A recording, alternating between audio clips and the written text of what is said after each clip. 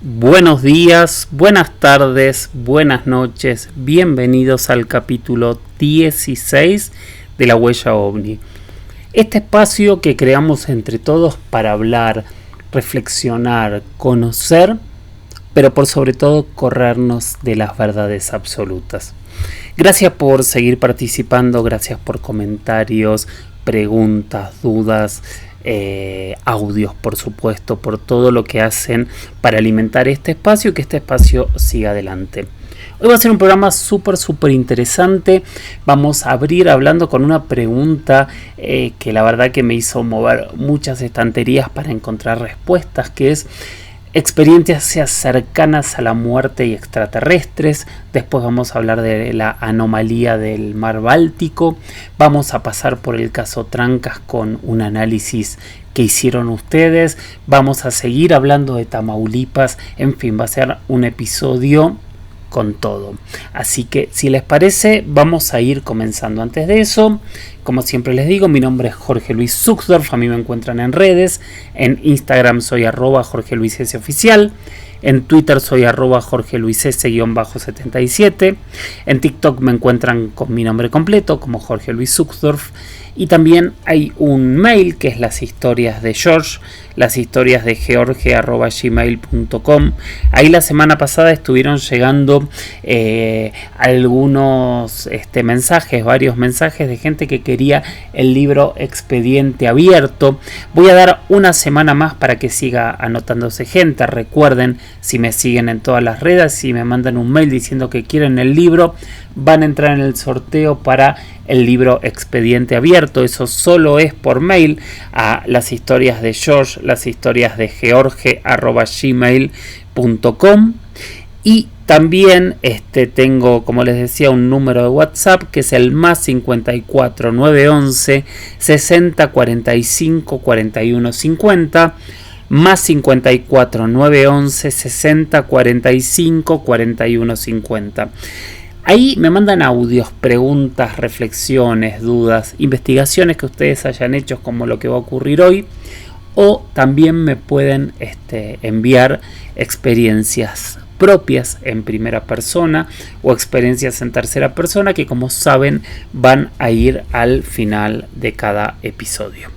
Bueno, como les decía, el primer tema, que fue un tema que cuando lo vi dije, wow, qué gran desafío, es una pregunta que mandó a fin de año, María Benito Martín, que dice: buenas noches Jorge, te escribo desde España, sigo tu programa con entusiasmo y deseo contribuir a su continuidad con una pregunta, aunque no sé si es procedente o está en consonancia con lo que se trata habitualmente. Yo te la formulo y tú valoras si se trata del tema o no.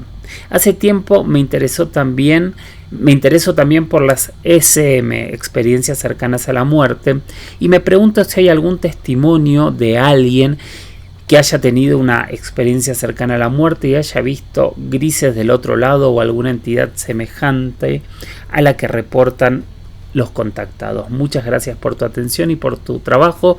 Felicitaciones. Gracias, María, por la pregunta. Esto es lo que yo quiero. O sea, yo necesito tener preguntas que me sorprendan, que me saquen de lo que generalmente hablamos para buscar verdades diferentes. Las experiencias cercanas a la muerte es un tema debatible. Me tocó investigarlo muchas veces, sobre todo gracias a casos como a casos relacionados con la serie que hice, que se llama Inexplicable. Entrevisté a muchos autores, hay grandes conocedores del tema que lo han investigado muchísimo, como es el caso de Alejandro Parra en Argentina, como es el caso de Esteban Cruz Niño en Colombia y mucha otra gente que se ha dedicado a sacar libros.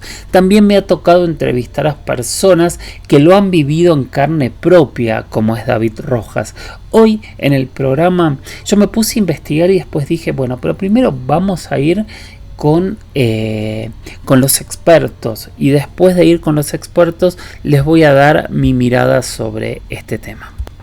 Y primero es el caso de Esteban Cruz Niño, este gran amigo que es antropólogo, tiene un doctorado en la Universidad de Salamanca, es escritor, tiene muchísimos libros, entre ellos el del que vamos a hablar ahora, que es La vida después de la muerte, es el conductor de este enorme y maravilloso programa que se llama Más allá, que sale por Colombia, colaborador de muchos programas de radio, ha participado muchísimo en los programas de History, dando siempre una mirada diferente. Y bueno, es la primera persona que le pregunto qué hay entre las experiencias cercanas a la muerte y el fenómeno extraterrestre. Jorge, muchas gracias por invitarme aquí a este podcast genial, A la Huella OVNI. Siempre lo escucho, siempre estoy pendiente de todas tus investigaciones. Y quisiera hablar de algo que me parece sorprendente. Hay un autor que se llama Kenneth Ring. Kenneth Ring es un psicólogo norteamericano que estudió durante muchos años las experiencias cercanas a la muerte. Él es de San Francisco. Escribió una serie de libros, en especial uno llamado Proyecto Omega. Este libro, este texto, es más bien un compendio de sus investigaciones realizadas a inicios de los años 80. El libro se publica en 1992 y pasa a ser bastante reconocido en las experiencias cercanas a la muerte, las SM. Cuando alguien está en una etapa muy crítica de alguna enfermedad o cuando alguien sufre un accidente, sobre todo en los infartos, y se dan estos procesos médicos de resucitación, muchas personas afirman haber estado en un túnel de luz, otros afirman estar en el más allá, otros reciben visitas de familiares que les dicen que todavía no es su momento, que tienen que devolverse, que tienen que estar otra vez en la tierra. Otros simplemente aseguran verse a sí mismos, ¿no? Verse a sí mismos sobre una cama. Hay muchas historias interesantes. Con Jorge trabajamos, y él lo sabe, con el gran host de este podcast, trabajamos un caso que fue el de la gorda Fabiola, una comediante colombiana, pues, que ella asegura haber ido al mismísimo infierno y también haber visto ángeles, ¿no? En estas fronteras. Muchas personas dicen que se trata simplemente de falta de oxígeno en el cerebro, y otros dicen que, pues, al estar en la frontera de la vida y la muerte, pues se activan ciertas partes de la percepción. Lo cierto es que hay investigadores muy famosos como Sam Parmia y Phil Van Lommel, que están investigando todo el tiempo estos fenómenos. También hay otros médicos como Eben Alexander, un médico muy famoso, neurocientífico además, de la Universidad de Harvard, que escribió un libro que se llama La geografía del cielo, después de que él mismo tuviese una experiencia. Pero lo interesante de Kenneth Ring es que también habla en ese libro, en Omega Project de 1992, de algo que nos llama la atención a todos los que nos gusta el fenómeno OVNI, y es lo siguiente, que él analiza también las abducciones extraterrestres, las personas que son supuestamente raptadas por ovnis y además regresan supuestamente a sus casas, a su vida normal, con los recuerdos de estas abducciones, bien sea de experiencias positivas, como los famosos pleiadianos, estos hombres de cabello largo, blanco, que son personas altas, con trajes azules oscuros, y que supuestamente vienen a ayudar a la humanidad. Y también los encuentros con grises, hombres grises, o estos seres, estas EVE grises, estas criaturas grises extraterrestres, que están ligados a exámenes muy rigurosos que le hacen a los abducidos, y también experiencias negativas, implantes y demás, como el famoso caso de Betty Hill. Y en el caso de los llamados pleiadianos o nórdicos, pues hay una serie de casos muy famosos. Enrique Castillo Rincón, por ejemplo, en Colombia. Bueno, lo que dice Kenneth Ring, después de estudiar, escuchen muy bien, más de 100 casos, tanto de abducidos como de personas que han tenido experiencias cercanas a la muerte, es que son muy similares. Que, por ejemplo, muchos de los abducidos aseguran verse en un túnel de luz y verse suspendidos por una especie de rayo que los atrae, ¿no? Y que también reciben mensajes que van directo a su mente de personas que aparecen al frente. Eso mismo dice Kenneth Ring, que encontró en las famosas SM, experiencias cercanas a la muerte. Hay otro elemento que él también menciona en este libro, que les vuelvo a repetir, se llama el Proyecto Omega, que es de 1992, y este señor, que es psicólogo, ha estudiado muchísimo el caso, que tiene que ver con la sensación de paz. Dicen muchos que hay un momento cuando tiene un infarto, cuando está a punto de morir, que se sienten con mucha paz, que sienten mucha paz, mucha tranquilidad, que nunca habían sentido tanta paz, tanta felicidad en la vida, digámoslo así. Eso también dicen que sucede cuando hay estas abducciones, porque muchos de estos testigos o estos abducidos o contactados en un momento dicen que no sienten miedo, que se sienten muy tranquilos. Escuchemos los casos clásicos, por ejemplo, de Sixto Paz aquí en Perú, o de González Corpancho, que hablan de que en un momento los testigos sienten paz y tranquilidad, ¿no? Que no es una experiencia negativa, que al comienzo da miedo observar esto, pero que después se dejan llevar por una tranquilidad y una paz. Eso es muy extraño, y lo dice ahí nuestro amigo Kenneth Ring. Kenneth también dice que hay una constante, que es el cambio, ¿no? La transformación.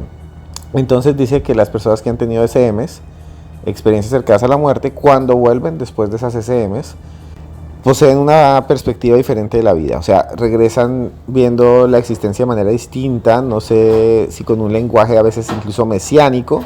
Es algo que les parte la vida en dos, claro, una enfermedad terrible parte la vida en dos, un accidente, pero realmente ellos dicen que lo que vivieron, que es hiperrealista, le cambia la vida. Y sus familiares dicen que son otras personas en su actuar, en la forma como incluso comen, hablan y demás. Y en el caso de los contactados sí que es parecido, más que los contactados de los abducidos. Entonces él toma dos grupos de personas que han tenido SMs y otros que han tenido estos encuentros con ovnis, y él va a decir que son similares, que hay algo extraño ahí, sea algo mesiánico o sea algo de actividad cerebral.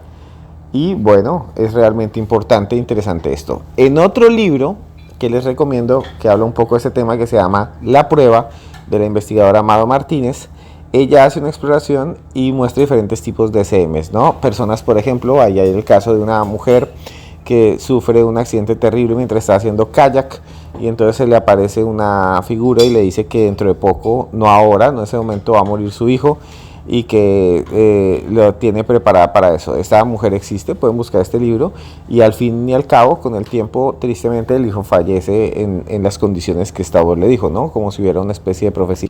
Y en este libro de Amado Martínez, lo que realmente se dice es que estas experiencias cercanas a la muerte tienen muchas formas de expresión. Mado nos cuenta, el libro se llama La Prueba, lo pueden buscar, que hay desde personas que vuelven de estas experiencias con un cambio grande, tan grande que algunas creen, ellas mismas creen, no estoy afirmando que esto sea real, sino que ellas creen que pueden predecir el futuro, pueden saber acerca de hechos que no han sucedido nunca. Y esto mismo le pasa a muchas de las personas que han tenido las experiencias de abducción. Y ahí yo creo que hay algo similar en torno a una cosa que es realmente impactante, y es que parece que tanto las experiencias cercanas a la muerte como las abducciones tienen un hilo conductor muy similar, ¿no? El sentirse que se flota, el recordar después, el tiempo perdido. Realmente es apasionante. Finalmente me gustaría acotar que hay un psicólogo de Vigo, España, Fernando Magdalena, que asegura haber tenido una SM, una experiencia cercana a la muerte, pero que también es un investigador ovni. Y él en varias charlas, en varias entrevistas, ha tratado de no equiparar el fenómeno, pero sí de alguna manera él conecta eso que él vivió con la pasión que él ha tenido por la ufología. Recuerdo también, por ejemplo, en mi libro, Vida después de la muerte, que transcribí el caso de una mujer musulmana, turca, que allí en Turquía tuvo una enfermedad muy fuerte y que asegura que ella se veía flotando en el espacio, y que veía las ciudades desde arriba. Y eso es algo que también se dice, digamos, de algunos de los abducidos y contactados. Y recuerdo también una mujer china que tuvo una experiencia cercana a la muerte, que decía que como ella había sido criada por el Partido Comunista Chino, o en la China comunista, donde se trató de extirpar a las religiones tradicionales, o se trató de marginar, ¿no? Dejar a las religiones como un espacio, ellos lo veían Mao como algo incluso primitivo, que había que ser superado. Ella tiene una SM, y ella dice que es un símbolo flotando que le habla, que no hay un Jesucristo, que no hay un Dios, sino que es una figura, como un símbolo, ¿no? Que también me llama mucho la atención. Y bueno, hay un montón de casos de encuentros con alienígenas que bien podrían ser alucinaciones o recuerdos de alucinaciones similares a las SM. Entonces recuerdo un poco, por ejemplo, el encuentro de Palos Verdes en California, cuando dos chicos en los años 70 se encuentran, ¿no? con dos cerebros que están allí sobre una carretera, ¿no? Imagínense lo que debe ser encontrarse dos cerebros azules. Y recuerdo también, por ejemplo, las apariciones del Mothman de Point Pleasant, y también del hombre pájaro en Coahuila, en México, ¿no? Esas apariciones del hombre pájaro, oscuro, profundo, con dos ojos rojos, se parecen a algunas SM infernales.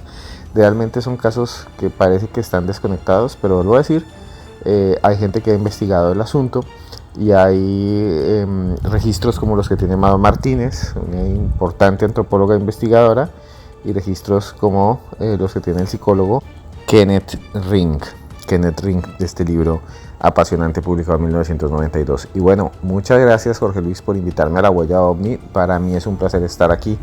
Tú has estado muchas veces en mi podcast, que es Cruz Escribiente, y bueno, gracias por la oportunidad.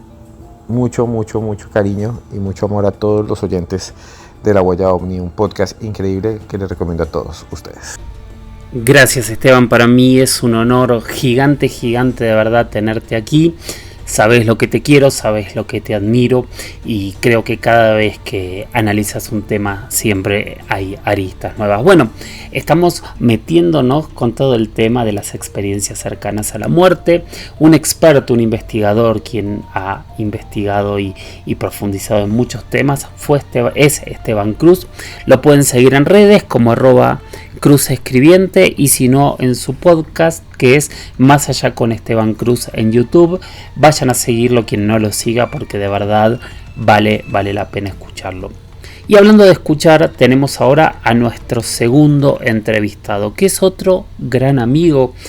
Casualmente también es otra persona que ha participado en Inexplicable, en este caso no como investigador o analista, sino como protagonista. Estoy hablando de David Rojas, conocido como el Fantasmólogo, un músico que ya hace muchos años sufrió un accidente que lo dejó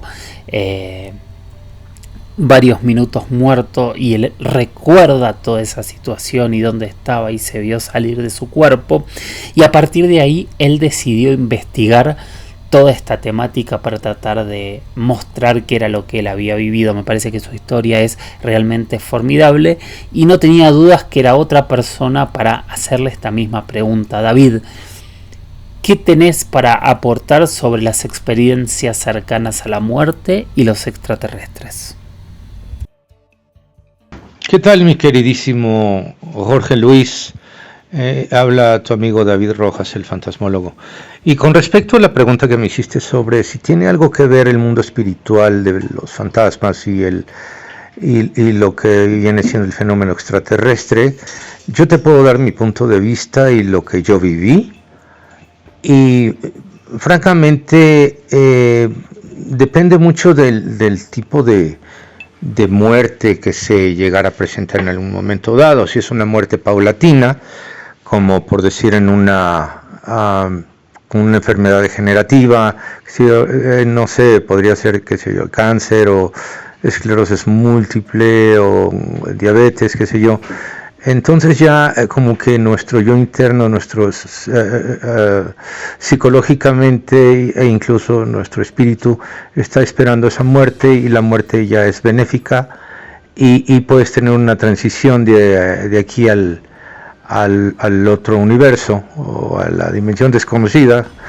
En este caso viene siendo del otro lado de la vida, o sea, la muerte. Pues es ya esperada, ¿no? Pero cuando la muerte es, digamos, trágica, o muerte súbita, que podría ser, no sé, a lo mejor algún asesinato, un avionazo, un choque, o qué sé yo, que es súbita, y muchas veces ni cuenta se da uno de que ya está muerto. Entonces, como fue mi caso, que yo estuve cercano a la muerte, fue por un tiro en el fémur izquierdo, y tocó la arteria femoral. Entonces yo estuve literalmente muerto durante 5 minutos terrestres, porque ya cuando estás en el otro lado, pues el tiempo y el espacio no existen. Y regresando a tu pregunta, mira, se van como que apagando los sentidos. El primero que se apaga es el de la vista, o sea, no ves nada, ves todo totalmente negro, pero sigue el sentido, por decir, de la escucha. Yo, por ejemplo, escuchaba las sirenas cuando fueron por mí, escuchaba a los paramédicos, cómo me sacaron, evidentemente pues la sensación del cuerpo, del dolor cuando yo estaba en un auto, me sacaron, y fue un dolor indescriptible, ¿no? Porque pues el fémur lo tenía destrozado. Y ya posteriormente se te van apagando los sentidos. Y yo cuando llegué al Hospital de Traumatología de Lomas Verdes, en la Ciudad de México, ya iba sin sentido, ya básicamente nada más escuchaba, me preguntaba mi nombre, qué sé yo, no. Afortunadamente la persona con la que iba en el auto dio todos los datos, ingresé a la sala de operación, no lo recuerdo, pero lo que yo sentí posteriormente, y que he platicado con algunas personas que han estado en la vida cercana a la muerte, es que escuchas, por ejemplo, cuando iba yo en la ambulancia, pues escuchaba los llantos, escuchaba lo que decían, sálvelo por favor, pero no podía ver nada. Y cuando lo siguiente, que cuando estaba yo en la mesa de operaciones, yo veía como una película en blanco y negro, pero eran como videogramas. No era una película así corridita como la vemos en la televisión, sino que eran así como shots del estatus en el que yo estaba, prácticamente pues casi con muerte clínica. Vi mi cuerpo, vi todo. El paso siguiente es cuando ya ves el túnel de luz. Yo te voy a ser muy sincero, sí lo vi, pero no me sentía atraído a meterme, como que decía yo, todavía no es mi tiempo, no. Pero hay veces que tú no lo deciden pues evidentemente la rapidez con la que te den la atención los médicos. Pero te digo, amigos que han estado en esa situación y que han estado con una experiencia todavía más allá de donde yo llegué, porque yo llegué a una etapa, digamos, un estadio del 1 al 5, estaba yo como en el 3, pero cuando están del otro lado, respondiendo tu pregunta, dice que sobre todo un amigo que tuvo una experiencia muy similar a la mía, pero él sí reconoció del otro lado que estaba su papá, estaban sus abuelos, o sea, había personas que él reconocía que lo estaban esperando del otro lado, como diciendo, no tengas miedo, pasa.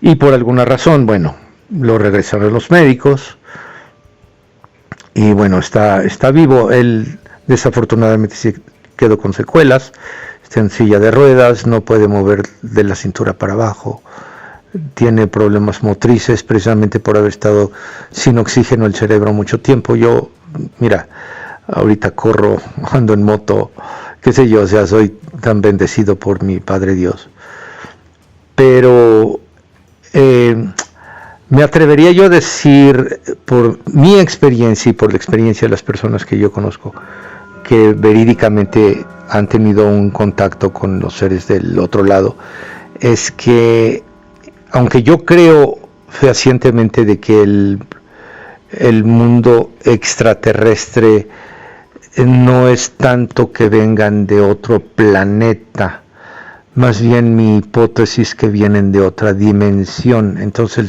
el salto cuántico de una quinta o sexta u octava dimensión a la tercera dimensión es instantáneo, ¿no? Entonces, sí tiene que ver con el mundo espiritual, sí tiene que ver con el universo paralelo y sí tiene que ver con aquella dimensión desconocida.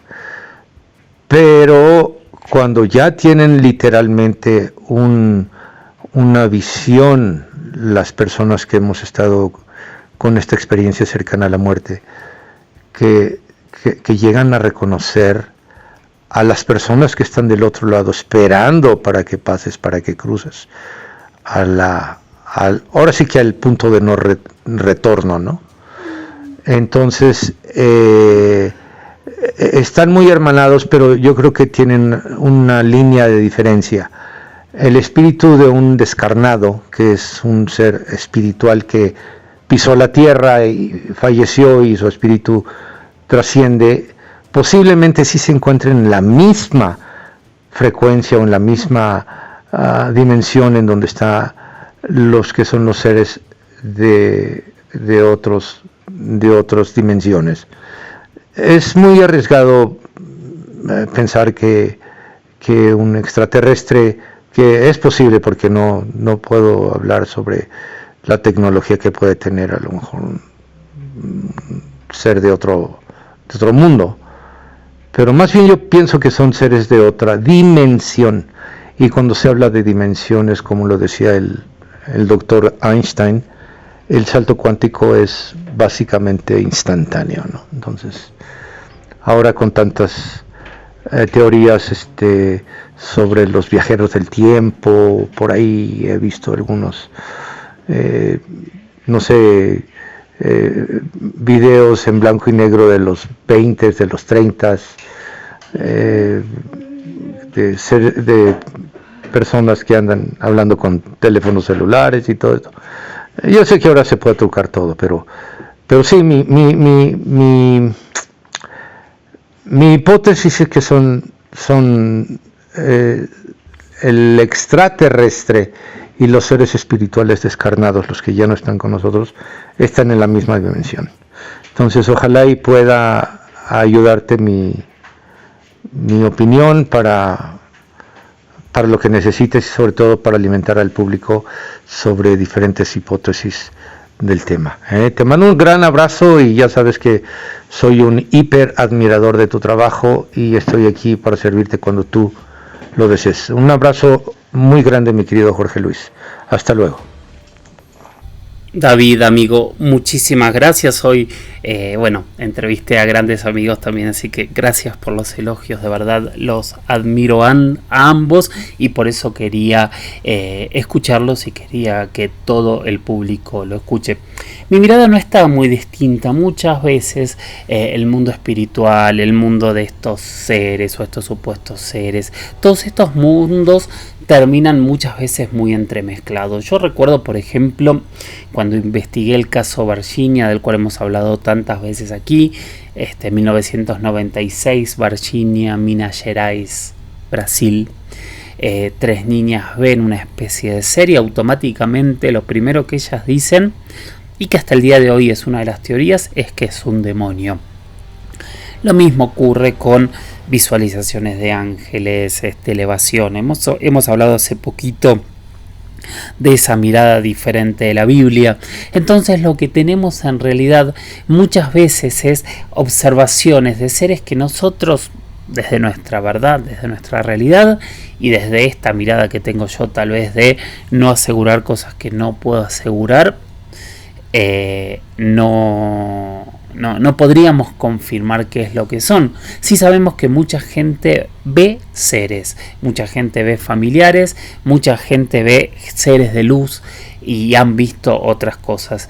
Es un mundo que es una de esas enormes preguntas en donde nos metió María y en donde es muy difícil poder saber si realmente nos estamos metiendo en algo que nosotros algún día tendremos alguna respuesta. Seguramente con la muerte esperemos llegue o no alguna de esas respuestas. Pero sí, María, hay unión, como hay unión en muchos temas espirituales que al final del día parecen tener que ver. No tenemos claro hoy exactamente qué son cada cosa, y por lo menos desde este espacio yo no lo voy a asegurar nunca, a menos que algún día pueda tener esa información. Pero si el mundo espiritual, por ejemplo, en realidad es un mundo de otra dimensión o de otro universo, y esos mismos seres son estos seres que nos están llevando, o como mucha gente cree, en realidad simplemente son los seres que nos están guiando, tiene sentido que los veamos.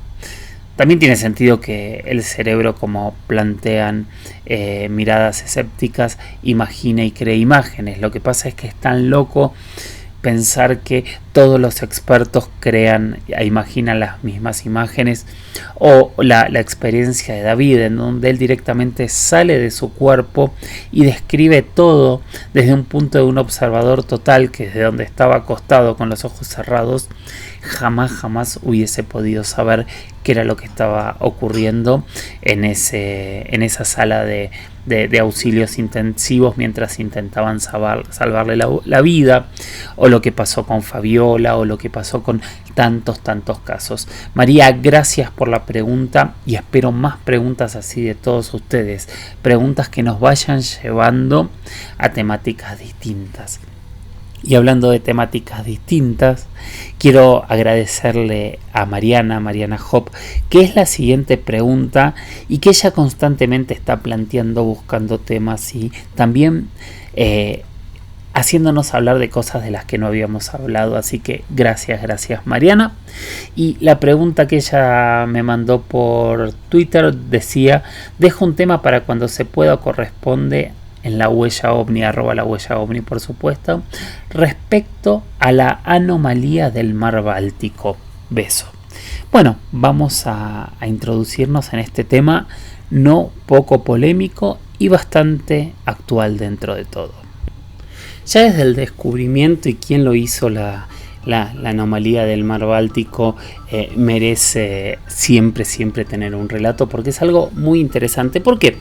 Porque primero fue encontrada en uno de los océanos, de los mares en realidad más complejos y más difíciles, pero también muy transitado del planeta, que es el mar Báltico, básicamente en un punto de frontera entre Suecia y Finlandia. Imagínense esta zona de frío, esta zona donde el mar también es muy oscuro y muy complejo.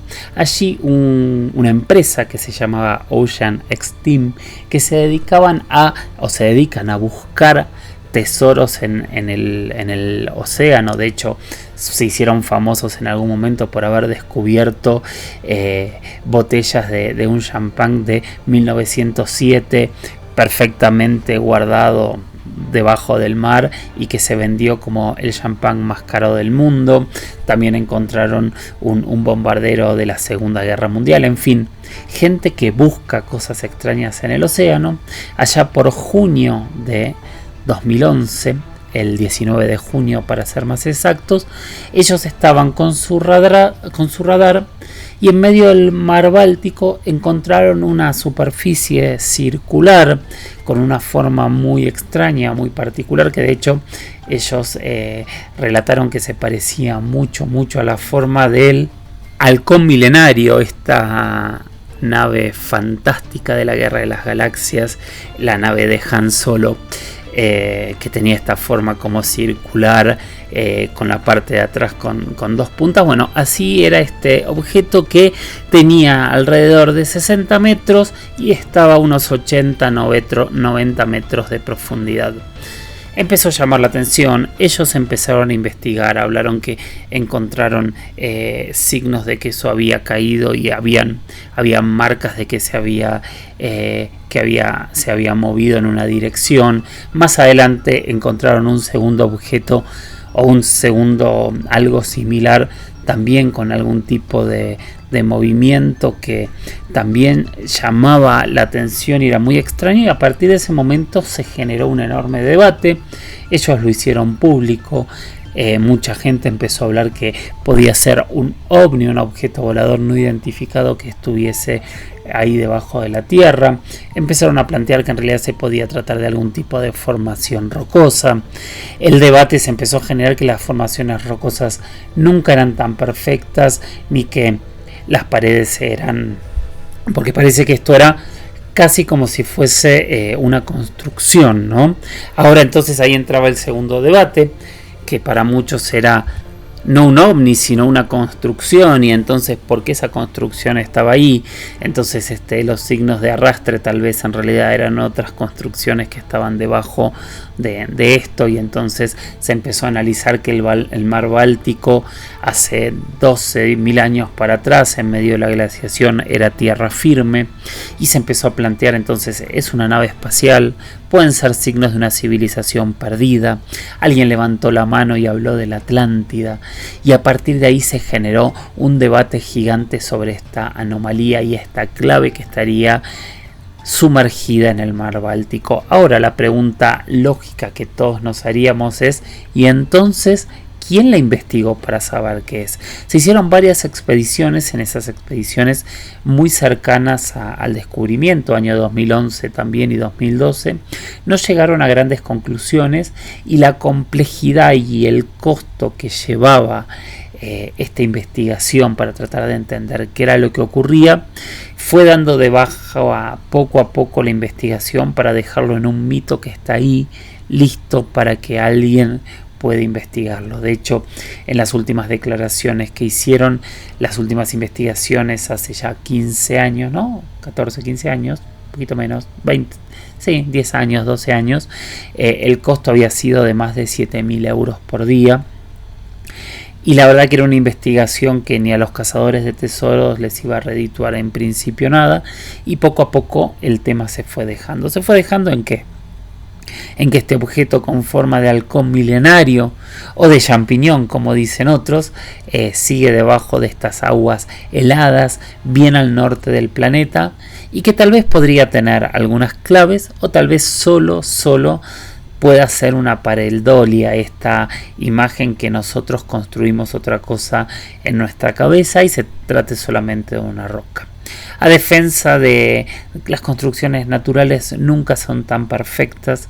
Las pocas imágenes que hay de esta anomalía parecen ser bastante perfectas, parece ser algo construido, pero todavía no sabemos ni qué es ni quién lo hizo. Entonces, en el mar Báltico, sin dudas, descansa uno de los misterios más grandes que tenemos, y que está ahí cerquita, pero a la vez está tan difícil de acceder que al día de hoy los científicos se quedaron conformes pensando que se trataba de una roca, los ufólogos se quedaron conformes pensando que se trataba de seguramente una nave caída, y los antropólogos o quien cree en la Atlántida se quedó conforme pensando que podía ser la base o la clave para descubrir la Atlántida. La realidad no la sabemos, solo sabemos que hay un elemento extraño que fue comprobado por diferentes elementos magnéticos. O sea, no es como estas cosas que a veces ocurren, no digo que siempre, que nunca sean verdad, pero la gran mayoría se descartan automáticamente, de agarrar el Google Maps y encontrar una imagen extraña en algún punto del planeta, sino que aquí realmente hay algo debajo del mar Báltico. No sabemos qué es. Cosas extrañas que ocurrieron o que contaron que parece que ocurrieron mientras investigaban, que hubo muchas interferencias magnéticas, que se desconectaron sus teléfonos satelitales, que sus sistemas de rastreo por momentos dejaban de funcionar. O sea, que había una especie de intervención electromagnética muy grande. Y después los mismos protagonistas hablaban de que se encontraron con ciertos barcos militares alrededor que estaban chequeando qué hacían. Ellos lo planteaban como una especie de conspiración. Para mí, encontrar barcos militares en medio de una frontera no me parecería tan extraño, y ver un barco que está haciendo algo, si están patrullando, seguramente parte de su trabajo es acercarse a investigar qué es lo que sucedió. Creo que es un tema que hay que retomar. Ojalá algún día haya alguna exploración o algún planteo un poco más firme para poder entender qué es lo que ocurre. La lógica dice que en realidad se dejó por una cuestión económica, pero quién sabe qué más puede haber detrás para no haber llegado a una conclusión más definitiva. a menos que esa conclusión para quien tenga que poner el dinero es que es una piedra, que es una enorme roca, tal vez volcánica, y que no tiene ningún sentido invertir miles o cientos de miles de euros para investigar una roca a unos 90 metros de profundidad en uno de los mares más complejos y más fríos por los que solemos navegar. Gracias, Mariana, por la pregunta. Espero que te hayas quedado conforme con la respuesta. Ahora, si les parece, les propongo ir directamente con la tercera parte de Tamaulipas, esta entrevista con Juan Carlos, Ramón López y Rosalía Olvera para descubrir cuáles son los secretos que hay en la playa o detrás de la playa de Miramar. La siguiente pregunta tiene que ver bastante con esto y con otras cosas. Otra persona pregunta si hubo contacto físico, si vieron alguno de estos seres, alguno de ustedes o alguno de sus compañeros cara a cara. Bueno, Juan Carlos o otras personas más del grupo fuimos ahí al malecón de Playa de Miramar en Ciudad Madero, Tamaulipas. Fuimos nada más a una exploración nocturna. Entonces llegamos ahí como a 1 kilómetro de la entrada de ese malecón ahí de la playa. Al fondo está un faro. No recuerdo como cuánto medirá el malecón. 2 kilómetros. Kilómetro y medio. Como a 500, menos del kilómetro, como a 700 metros. Sí. Ahí nos detuvimos y empezamos a observar. Todo hacia un lado está el río Pánuco y del otro lado pues está la playa, ¿sí? Termina el río Pánuco y ya inicia la playa. Entonces estábamos ahí y pues vigilando, viendo las nubes, viendo la oscuridad y viendo las estrellas. Y en unas partes se veía algo nublado, así como blancuzco, blanquecino, ¿sí? Como una tela que cubría el cielo. De repente estaban unas pequeñas nubecitas, pero muy minúsculas nubecitas. En una de esas nubecitas yo me le quedo viendo y de repente de esa como pelusa, como algodón, se mueve, pero así, o sea, de ese grupo de nubes pequeñas se mueve arriba de nosotros, no sé, a la distancia del vuelo de un avión o un poco más abajo, ¿sí? Un poco más abajo, el vuelo de avión en ciudad, no ya despejado, ¿sí? A esa distancia era una lucecita.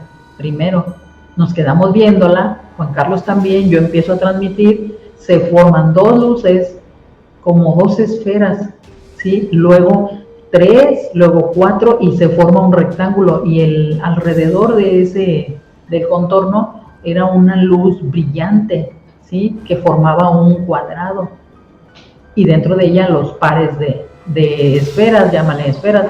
Luego sigue la quinta y luego la sexta y queda delimitado un rectángulo con 3 pares de esferas luminosas. Yo estoy transmitiendo, pero estoy moviendo mi teléfono porque estoy muy emocionada. Fue algo increíble, maravilloso. ¿Por qué? Porque lo estábamos viviendo y lo estaba yo transmitiendo. Entonces yo no podía enfocar bien por la emoción y por preguntarle a las personas que estaban por ahí. A mí me da mucho por hablar, por platicar, por interrogar, ¿sí? Juan Carlos a mi lado, pues Juan Carlos nada más habla, pero cuando ya le toca a él hablar, pero no así para estar así como transmitiendo y preguntando, ¿no? Entonces, pero él estaba también y todavía le hablé a mis compañeros por teléfono, ¿sí?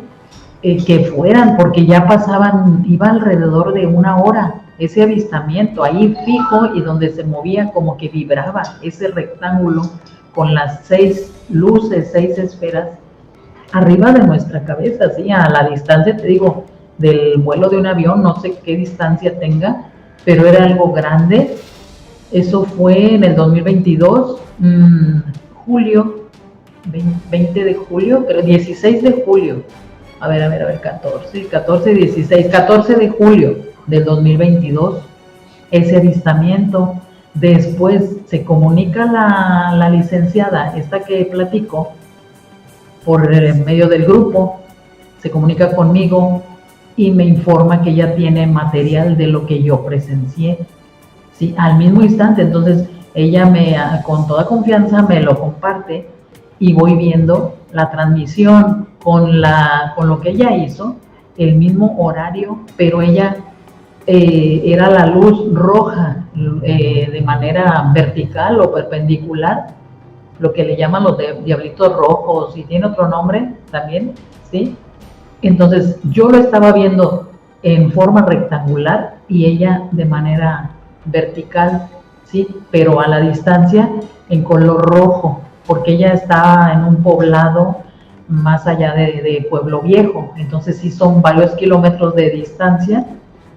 Pero aquí lo sorprendente, esa luz fue muy vista, lo mío no, yo no me enteré porque yo busqué a ver quién más había transmitido. De hecho yo les decía a los que pasaban por ahí que guardaran, que transmitieran también, sí, que compartieran, pero yo no me enteré que hubiera más. De hecho no creo que ni en los periódicos o en otras redes que saliera lo que yo transmití, pero lo de ella sí, esa luz roja, esa luz del diablito rojo, y que lo toman en general como presagio de algo.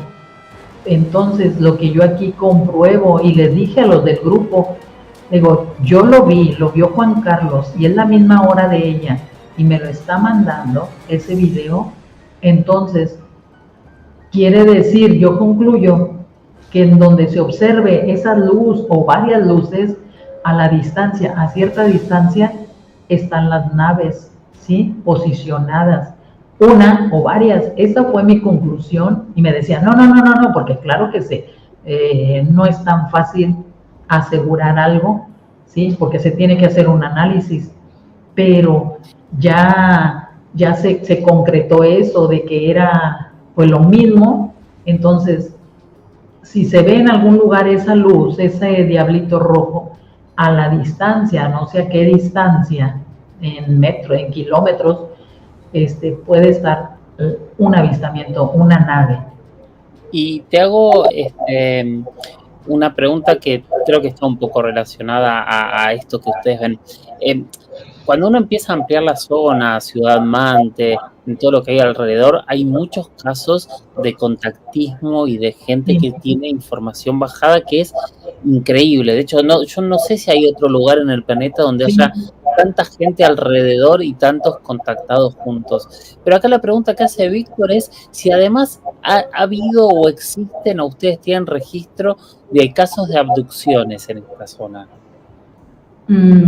Pues por mi parte no, de que haya sucedido eso. De Juan Carlos no sé, porque se acercan más a él por que tiene el conocimiento y él está en todos los medios de comunicación.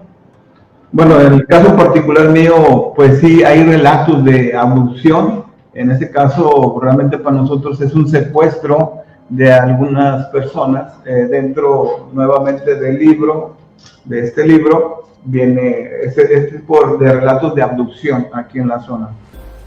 Bueno, ahorita conocimos más a fondo a Juan Delgado Silva. Es un artista, es un pintor y escultor. Él está en Pueblo Viejo, Veracruz, de aquel lado del río Pánuco, ¿sí? Del lado de Tampico, de aquel lado. Él nos ha contado su propia historia.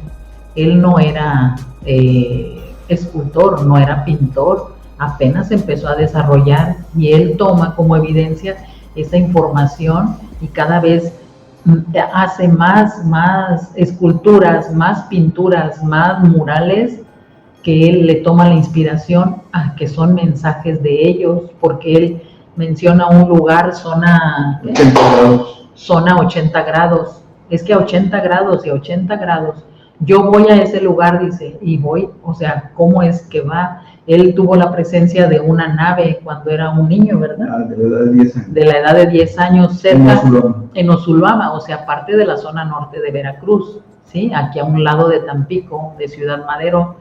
Entonces, él también, nosotros concluimos que sí, él ha tenido una abducción, ¿verdad? Está en contacto. Sí, claro. Sí, lo que pasa es que es eso, o sea, en este caso él está recordando, porque él dice que toda su vida, más adolescente y adulto, él lo tenía muy guardado y a fecha actual está liberando esa información y la está plasmando en madera, o sea, está haciendo lo que él vio cuando era niño, la nave en madera con todos los detalles, en dado caso muy realmente impactantes al ver la obra. Ojalá se las podamos mostrar y que vean ustedes realmente el gran detalle de lo que él está plasmando a esta edad de más de 50 años. Lo tuvo guardado más de 40 años esta información y de alguna manera se activó esa liberación y lo está plasmando en algo que podemos asombrarnos de este tipo de naves. Bueno, un poco como Próspera Muñoz en España, ¿no? Pues yo creo que sí, pero aquí lo importante es de que él dice que eso, o sea, él nunca había trabajado la madera, y si uno puede ver ese trabajo y sabe algo de tallado de madera, uno se puede asombrar. Y aquí también lo importante es de que él dice que lo hace, por decirlo, en unas horas, pero uno ve el trabajo y uno pues no, aquí se tardó meses en elaborar. Entonces yo siento, o sea, en base a esto, que él también se desplaza en el tiempo. Bien, es interesante. Y estos contactos, estas investigaciones, la pregunta que hace Rosana es si pudieron determinar cómo son estos tipos y de dónde esta tipología de seres y de dónde podrían provenir, si lograron determinar estas cosas. Bueno, hay un avistamiento, ¿sí? Que tenemos comprobable con imágenes, un ser en el rancho o quinta de la licenciada en Pueblo Viejo, Veracruz, México. Ella lo platica de propia voz, cómo estaban ahí en su rancho a horas de las 7 de la noche, o sea, ya estaba oscuro, ¿sí? La primera parte de la noche, el inicio de la noche. Ya abandonaban el lugar, se iban para su domicilio, porque allí es una zona de descanso para ella. Entonces, se iban de ese lugar y toda esa zona es de árboles, es de pasto o de hierba, aunque ella tiene muy limpio todo alrededor, ¿sí? Entonces, cuando iban ya a subir al vehículo, de repente en la parte de enfrente, como a 500 metros, ¿verdad? Sí. Como a 500 metros, en el otro espacio o en el otro terreno de enfrente, hay una arboleda. Primero hay pasto o hierba, ¿sí? Pero controlada, porque ella manda a limpiar todo alrededor. Entonces va viendo unas luces y se asombra, ella se regresa a la camioneta, saca la lámpara, ella le llama venadera, lámpara venadera, o sea, de largo alcance, alumbra y va viendo esos seres, un ser de más de 2 metros y de ahí hacia abajo. Se ve en esa imagen de arboleda las luces. Y entonces ellas caminan o el vehículo se mueve, ella sigue alumbrando y el primer ser que ella identificó va hacia un árbol de ceiba, ¿o qué es? Ceiba. Ceiba, y se abraza y se funde en él, ¿sí? En el árbol, y los demás seres quedan ahí. Entonces está plasmado en una foto, ¿sí? Está en varias fotos. Video no pudo porque fue muy rápido. Entonces, esa es la presencia de seres no terrestres en esta zona del norte de Veracruz, de Playa Hermosa. Pero ustedes no saben de dónde serían. No sabemos. Y ellos lo tomamos como seres de luz. ¿Por qué? Porque la cabeza era como una esfera. Y esa es identificando la imagen, la cabeza es la luz, una esfera, un círculo, y luego ya viene como esqueleto de brazos y de extremidades, las 4 extremidades, y delgados. Y a ver, y yendo ya a la historia genérica, nosotros hoy hablábamos, a ver, lo fundamental es, en toda esta región de Tamaulipas no entran los huracanes. Ustedes contaban que ustedes piensan que es por unas barras electromagnéticas que un grupo de ingenieros contactados colocó en la década del 60, ¿no? Sí, bueno, principalmente ubicamos dentro de la investigación a ese primer grupo en la época de los 60, pero también dentro de la investigación me arroja que cada 10 años más o menos se vuelven a instalar por otros grupos ese tipo de varillas. Ok, y después de eso, ¿qué tiene que ver esto con el concepto de la ciudad de Amupac y de todo lo que se dice hoy? es una contradicción, es una sumatoria, porque yo lo que he escuchado y he leído por muchos lados es que hay mucha gente que dice que los huracanes no entran porque hay una ciudad extraterrestre debajo del mar. Bueno, aquí hay que detallar que primero se habla de una base extraterrestre dentro del mar, pero dentro de la investigación arroja 2 bases de control más en Playa Miramar, 2 más. Y existe una ciudad intraterrena que se encuentra en toda la zona huasteca que conforma muchos kilómetros cuadrados, incluye el Veracruz, en este caso San Luis Potosí, Tamaulipas, Hidalgo, Puebla y Querétaro. Es una zona muy amplia donde se encuentra esa ciudad intraterrena. Los contactados son los que dicen que de esa ciudad y de esas bases salió la información para que se elaboraran básicamente las varillas, pero también se han instalado cristales, como en el caso de Lourdes Miranda y otros elementos. Y ustedes fueron a donde se supone que está esta base, ¿no? Que son a 11 kilómetros de la costa, fueron con Johanan. ¿Qué les pasó cuando fueron? Bueno, en el caso mío, que acompañé a Johanan con los johaneros, yo les dije que en base a relatos fidedignos de los capitanes de barco, la alteración magnética iba a empezar a partir de 1 kilómetro y 300 metros, y efectivamente cuando salimos en la embarcación dirección sur-oriente, las aplicaciones en los celulares que traían de campo magnético empezó a dispararse hacia el doble o el triple. Entonces, en determinado momento fuimos hacia las bases de control, donde literalmente también, aparte, los pescadores ubican mucho la salida y entrada de objetos voladores no identificados. Y es eso, o sea, Johanan junto con los johaneros, aparte tomaron fotografías donde ellos nos compartieron, ¿verdad?, de que sí habían habido ciertas anomalías que podemos decir que podríamos darnos la oportunidad de investigar y poder clasificar como objetos no identificados. Gracias, Rosalía, gracias, Juan Carlos. Lentamente quiero hacer estos fragmentos para poder meternos muy a profundidad con todo lo que ocurre en Tamaulipas, que realmente es sorprendente. Es un lugar de contactados, de gente que ve, que siente distinto, y donde empiezan a mostrar cosas como la que nos cuentan de un barco que, cuando se acerca al supuesto lugar donde podría estar la base, los propios testigos dicen que sufre diferentes anomalías temporales. Bueno, vamos a hacer al revés. Vamos a escuchar un audio y después hablamos un poquito del caso Trancas. No mucho, porque ya van 58 minutos, pero prometo dejarlo para profundizarlo más la semana que viene. Pero empezamos con esta joya que nos trae uno de nuestros oyentes.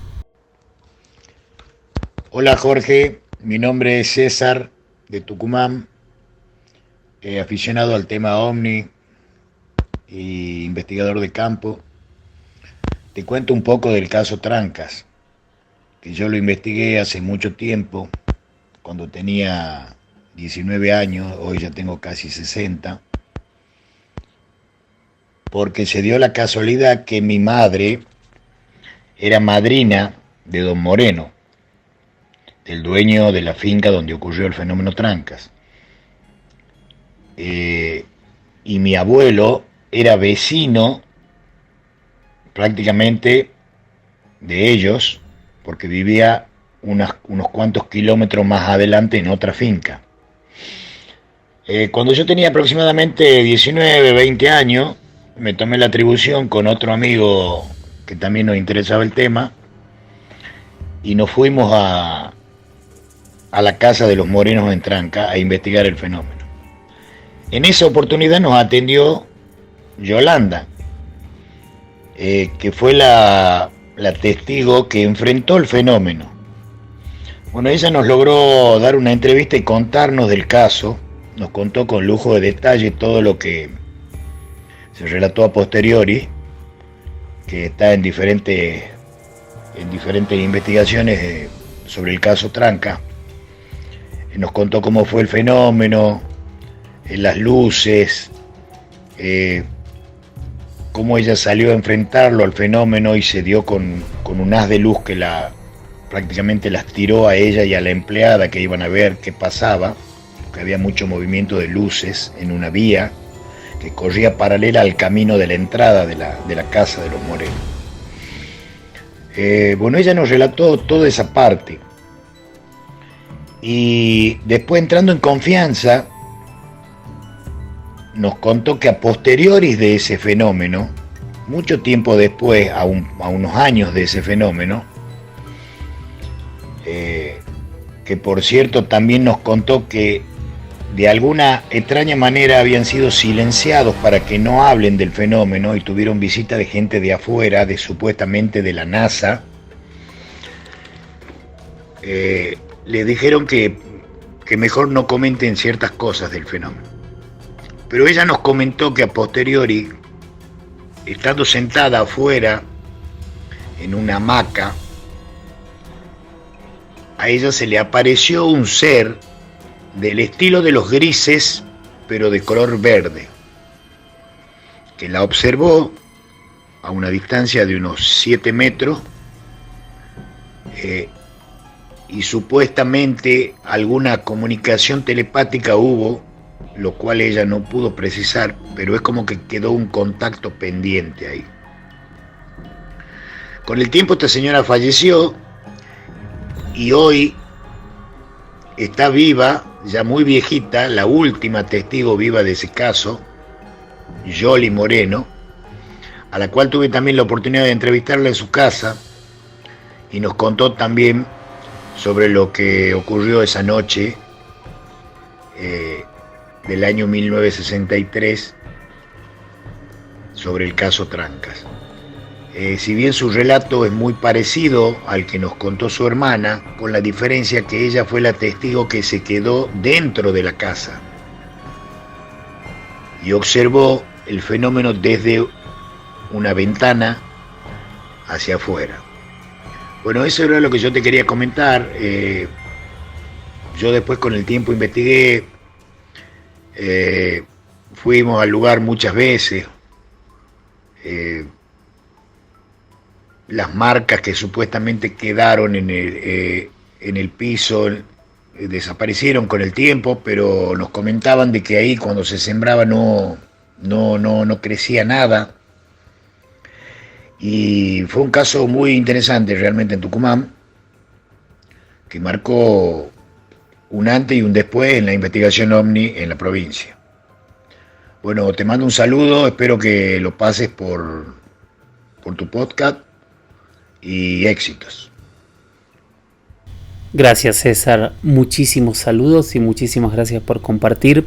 Hace 3 semanas que estoy intentando que entre este relato para hablar del caso Trancas de la manera que se merece, porque sin dudas no es uno de los casos más importantes de solo de la provincia de Tucumán, sino que estamos hablando de uno de los casos más importantes de la historia ufológica de Argentina. Ocurrió el 21 de octubre de 1963 en una finca en Trancas, que era de esta familia Moreno, donde aparecieron muchas luces. La semana que viene lo vamos a contar en detalle para poder profundizarlo y contarlo como se debe y no tener que correr para contarlo en 3 minutos, pero me parecía interesantísimo esto que está empezando a aparecer. Gracias a cada uno de ustedes, el podcast cada vez se escucha más, cada vez hay más oyentes de diferentes lados y cada vez están apareciendo más testigos y más gente con ganas de contar cosas. Les pido que lo sigan haciendo, que sigan enviando sus mensajes, ya sea a mis redes sociales, a mi Instagram, @JorgeLuisS_oficial, a mi Twitter, @JorgeLuisS_77, a mi mail, que es las historias de George, las historias de George, @gmail.com, y por supuesto a mi WhatsApp, que es el +54 911 60 45 41 50. Espero historias y espero todos los que quieran el libro Expedientes Abiertos, que esta semana sí lo vamos a sortear, porque la semana que viene vamos a hablar de otro libro y también ya pedí ejemplares para regalar. Gracias por haber llegado hasta acá. Y como siempre, Mi consejo es correrse de las verdades absolutas, pensarnos entre todos, hacernos las preguntas que nuestros primeros ancestros se hicieron cuando miraron a ese cielo gigante por sobre sus cabezas, y es esa misma pregunta que al día de hoy no hemos podido responder, y que cada día a veces estamos un poquito más cerca y a veces estamos un poquito más lejos. Gracias por escuchar, gracias por acompañar y gracias por los mensajes. Nos escuchamos la semana que viene. Chau, chau.